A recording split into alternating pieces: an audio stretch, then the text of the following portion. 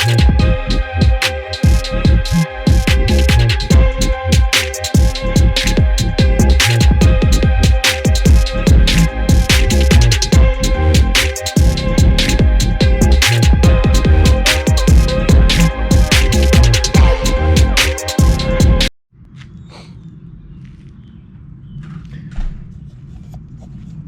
afternoon.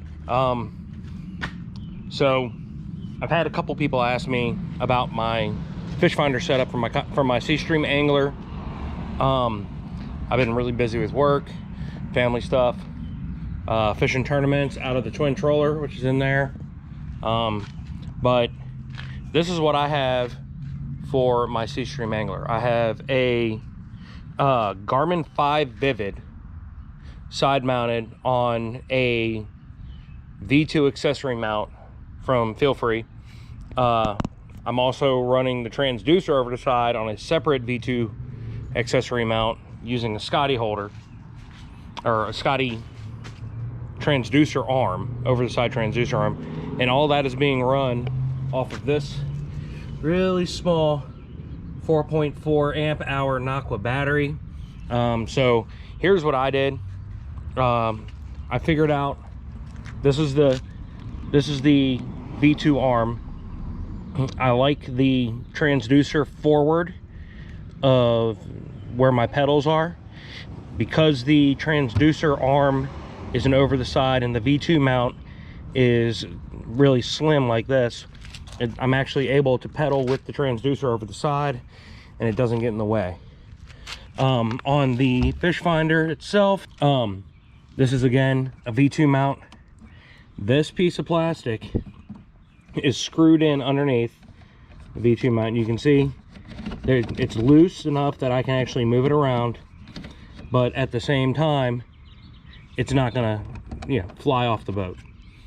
This is actually a piece of plastic from a hardwood flooring install kit, the thing that comes with like the shims, and this is the actual board that you're supposed to, or the block that you're supposed to use to lock in the hardwood floors, to lock them together.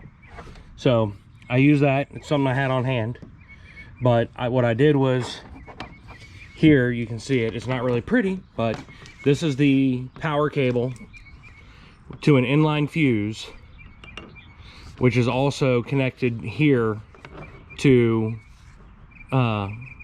some cable splices that connect it to the Aqua battery.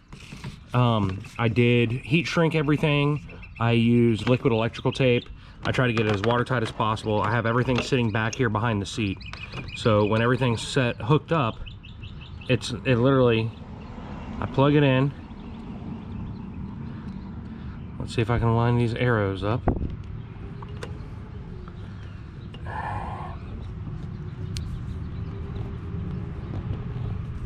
I do all this, like plugging it in and everything, before I get on the water. When I plug it in, I put my seat up. This is out of the way. The cables are out of the way. The excess transducer cable, I have it zip tied here. And typically it just sits like right there, just like that. It's pretty much out of the way. The finder is, having it here, I have the option to move it this way. If I need it out of the way, I can move it like this if I want to see it, but it's out of the way enough that I can pedal and not hit the screen with my knee or my hip. So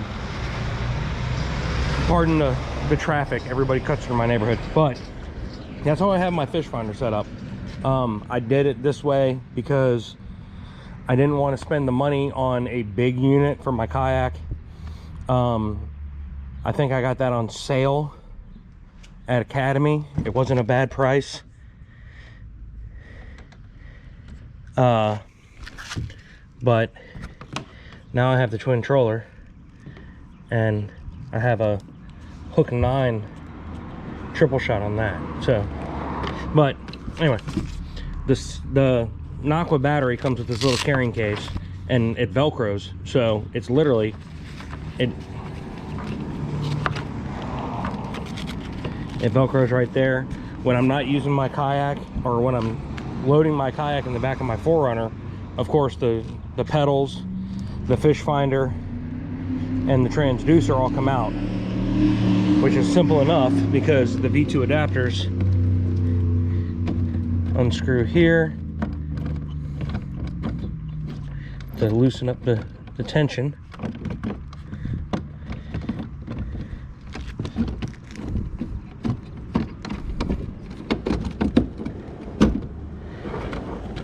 Unplug the 2 cables, fish finder's out.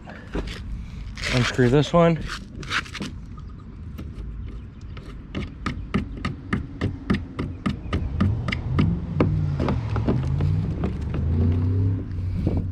Unscrew it a little more.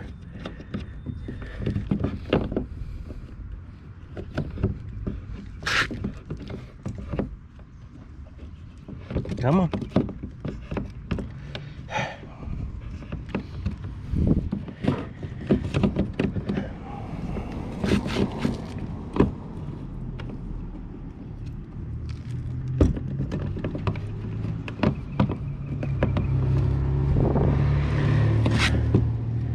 There it goes. So you loosen it, and then you tilt it. That's what I forgot. What's the tilt? Transducer's out.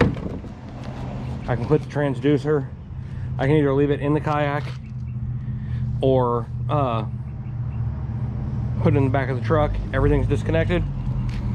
I throw my seat back like that. The battery stays there. I bungee it underneath the seat on the back of it. But yeah, that's how I have my finder set up. So for those who were asking, sorry it took so long. I said I was going to get to it. I finally did. I finally had some time. But yeah, if you have any more questions, feel free to reach out. I try to answer all questions, and if there's a video that needs an explanation, and I can do it if I have time, it might take me a while, but I'll get it done. Have a good day.